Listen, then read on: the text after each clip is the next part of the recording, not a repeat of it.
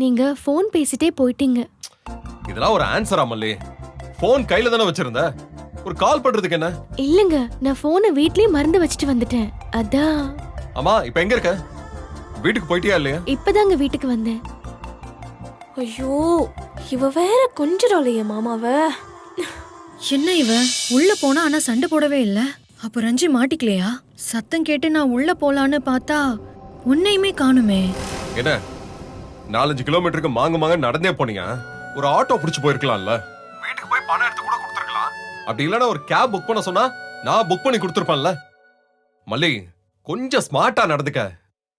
தேவையே இல்லாம காலையிலே நடக்கணுமா? என்ன வேண்டுதல் எதுவும் வச்சிருக்கியா?